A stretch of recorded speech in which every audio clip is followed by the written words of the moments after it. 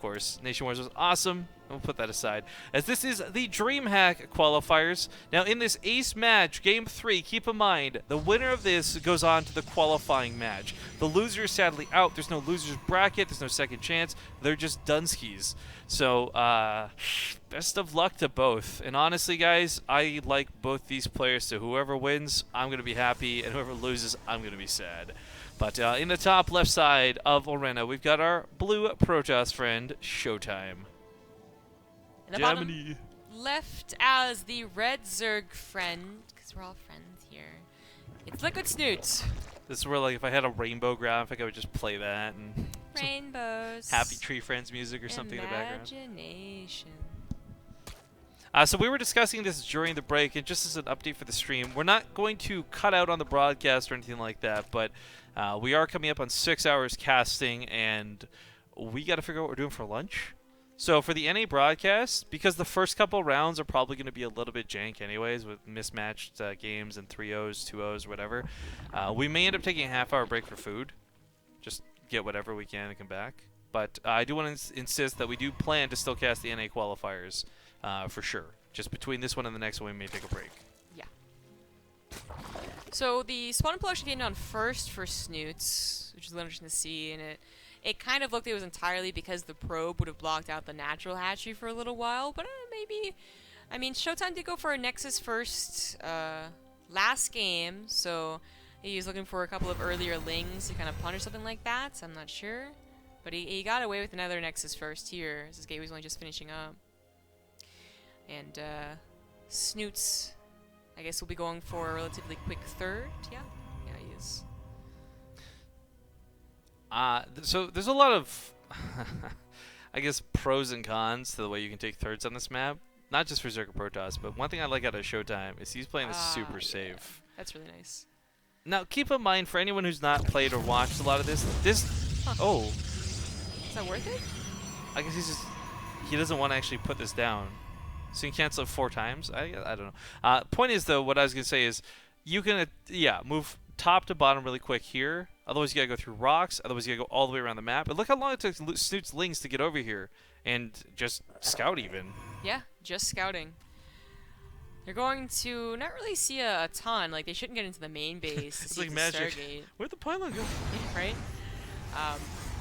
And they'll just scout that, in fact, a Nexus is down, which, you know, was basically confirmed before in anyways. But the probe confirms the third base, which is nice for ShoWTimE. And Overlord might be able to scout the Stargate, should it be, well, not even suicide necessarily, unless it goes over here, but just sent into the main base. And this game's going to be a little passive to start off with. That Ravager attack from Snute that lasted a long time was one you could call an all-in when it first started. 49 drones, 3 bases. First attack didn't necessarily work, and then he turned them all into Ravagers, and then it started working. I wonder if he's going to plan on doing something very similar this game, because, well, Roach Ravager in general is really good. Those all-ins can be very difficult to deal with as both Protoss and Terran. But it's also Arena, so your slower units, like your Roaches, like your Ravagers, are going to be able to get over and help your attack a lot better. It's also a little awkward for Protoss to defend their natural with the ramp being as wide as it is. It's WAMP. WAMP is wide. The WAMP is really wide, and I'm scared to go up it. Yeah. So the standing transfer is just scouting. Not really gonna see too much. As far as this goes, I mean, like it's strange to see the Phoenix, I guess, so early. Yeah. Kind of going back on ShoWTimE, just in general, this is a guy who likes having that transition ready. He's lost more than enough games, and we've watched him lose more than enough games to things like a Mutalist transition. So it's not insane to me that he goes for a starport, but a Phoenix opener, I like it, but I don't know if he can make this work versus Snute. We will see. It's going to be Roaches, which is the standard starts, but as you said, Spires are certainly something to be scared of as Protoss, and certainly in the Zerg's arsenal. You do a Roach attack, you do a Roach Ravager attack, you don't all in as much as it might look like, you get a Spire behind it, and then boom, that's the kill move. After seeing the first Phoenix, and of course the second one confirmed, Snute is going to invest in a couple of Spore Crawlers. And any movement out of his base will have to be considered and judged, like, I'll lose units on the way if they're Roaches. Should I wait for Hydras? Should I just, you know, brute force it, hope the Phoenix count isn't enough? Unless poor Queen should die. Bye. Rip. Au revoir. Okay, he's gonna wait for the Hydralisk then. Wonder how quickly he'll be looking towards lurkers, or if he'll be looking towards lurkers at all. I like the widespread on the spore crawlers. They're not going to get as much damage done like this, but it covers more of the mineral line. Actually, more so, I wonder if that is going to be a Link Hydra attack, something we saw a lot of in Heart of the Swarm, of course. Very popular attack in Aspire, actually, as we talked about Aspire earlier. But still no upgrades for the roaches. Not even investing into an Evo Chamber, right? This feels more like a very dedicated Ling Hydra attack. Charge, should it finish before the attack occurs, will be really helpful. They'll slice and dice the Lings, and when they get on top of the Hydras, they'll go down quite quickly. Then that might be more of a numbers game. Who has more DPS than the Hydras, and Chardots can actually get to the Hydras. It's interesting, though, because as strange as it is, the charge acting like a third swing on the Zealots has greatly increased their effectiveness. And whether you're harassing drones in the mineral line or whether you're fighting those Hydras head on, I mean, Zealots are and weren't bad in the past. They're even better now. I kind of like this, but at the same time, I haven't seen enough adepts with resonating glaives versus Hydras to know which of the two options is really better for the front line.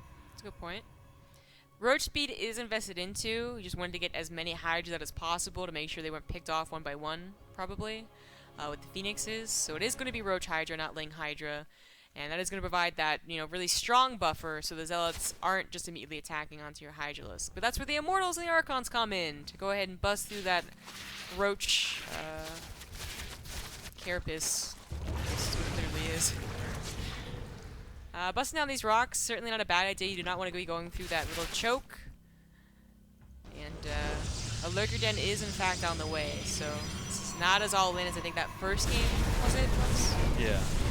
The first game was such a battle of two sieges, finding upgrades. It's kind of what's happening in this situation, but with the Lurkers potentially being that next step, that's huge. Now, ShoWTimE unfortunately has a very small army, and he's getting supply blocked. Snute's best bet might actually be, just choke into this third and not actually push up the ramp. There's two gateways to push. There was a recall of probes to save them. That was pretty freaking cool. But even then, again, Snute's got this huge brute force of units that attack so bloody quick. There's no photon overcharges to be had. The Phoenixes can't fly in here, not with the low numbers they have. There's no storms. There's nothing. This is looking really bad for ShoWTimE. There's like nothing ShoWTimE can do, apparently. The Zealots get massacred before the Immortals even touch the Roaches, and this was easy. It didn't look like it was going to be easy, though, for certain. That was so easy after that last game. I'm just going to say it. I think a lot of this had to do with the Phoenix opener. I don't think